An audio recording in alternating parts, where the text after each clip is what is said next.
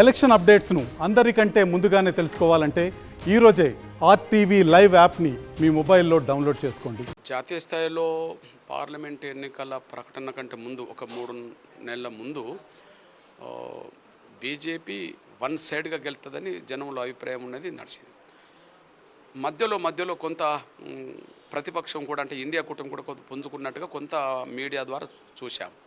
కానీ అంతిమంగా ప్రజలు ముందు నిర్ణయం తీసుకునే దాని ప్రకారమే ఏది కేంద్రంలో గౌరవ నరేంద్ర మోడీ గారే మళ్ళీ 3వసారి ప్రధానమంత్రి కావాలి, ఆయనే దేశాన్ని కాపాడుతాడు, దేశాన్ని అభివృద్ధిలోకి తీసుకొస్తాడు, ఆయనే సామాజిక న్యాయం చేస్తాడనే అభిప్రాయం అయితే భారతదేశ ప్రజల భావాలకు అనుగుణంగానే మెజార్టీ ప్రజల భావాలకు అనుగుణంగా ఆయన పరిపాలన ఉంటుందని చెప్పి దేశ ప్రజలు అనుకున్నారు. కాబట్టి ముందుగా 3-4 నెలల ముందు ఏ అభిప్రాయం ఉన్నదో ఇప్పుడు ఎగ్జిట్ పోల్స్ కూడా అదే అభిప్రాయం వ్యక్తం చేయడం జరిగింది.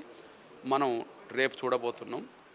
ఒక 10 సీట్లు ఇంకా ముందుకెళ్తాయా 10 సీట్లు వెనక పడతాయా కానీ గౌరవ నరేంద్ర మోడీ గారి ప్రభుత్వమే సంపూర్ణ మెజార్టీతో పరిపాలించబోతుంది. ఇక తెలంగాణ కాడికి వచ్చేటప్పటికి ఖచ్చితంగా నేను అంతకుముందే చెప్పాను, రేవంత్ రెడ్డి గారు కొన్ని సామాజిక వర్గాలకు బీసీలకు అదే సమయంలో మాదిగలకు తీరని అన్యాయం చేశాడు. దీని ప్రతిఫలం ఖచ్చితంగా వచ్చే ఎన్నికల్లో అది కనిపిస్తుంది. ఒకటైతే మేము సవాల్ అప్పుడే చెప్పాం, అసెంబ్లీ ఎన్నికలప్పుడు ఏ నియోజకవర్గంలో అయితే కాంగ్రెస్ పార్టీకి ఎంత ఓటు పడ్డదో కదా, అది ఆ ఓటు పడదు, ఖచ్చితంగా ఓటు తగ్గుతుంది. ఓటు తగ్గడం వల్ల ఆనాడు అసెంబ్లీ సీట్లలో ఎన్ని గెలిస్తే అదే ఓటు వస్తే ఎన్ని గెలవడానికి అవకాశం ఉన్నదో నిజంగా చెప్పాలంటే ఆనాడు అసెంబ్లీ సీట్ల దాని ప్రకారమే వస్తే 14 నుంచి 15 సీట్లు కాంగ్రెసే గెలవాలి కదా. కాబట్టి ఓట్లు రావు సీట్లు రావు అని చెప్పి నేను అంతకుముందే చెప్పాను. బహుశా దానికి అనుగుణంగానే ఓటు శాతం బీజేపీకి బాగా పెరుగుతుంది, సీట్లు కూడా పెరుగుతున్నాయి.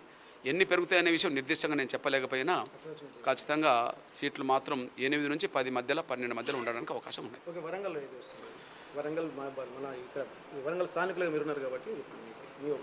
ఓకే, ఖచ్చితంగా ఇక్కడ సమాజం మొత్తం మోడీ గారిని కోరుకున్నది.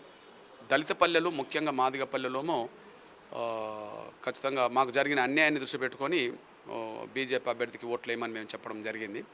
అయితే ఇక్కడ ఏదన్నా అటు బీఆర్ఎస్ చివరికి నిలబెట్టిన అభ్యర్థి మాదిగా, అదే సమయంలో బీజేపీ అభ్యర్థి మాదిగా, కాబట్టి ఏదన్నా ఓటు పరంగా ఆ 2 వర్గాలు చీలితే ఎట్లుంటుందో కానీ ఖచ్చితంగా లేకపోతే ఖచ్చితంగా ఆరూరు రమేషే సంపూర్ణ విజయం సాధిస్తాడని ఆశిస్తున్నాం. మరిన్ని వీడియోస్ కోసం ఛానల్ ని సబ్స్క్రైబ్ చేయండి, లేటెస్ట్ అప్డేట్స్ కోసం వాట్సాప్ ఛానల్ ని ఫాలో చేయండి అండ్ లింక్ డిస్క్రిప్షన్ లో ఉంది.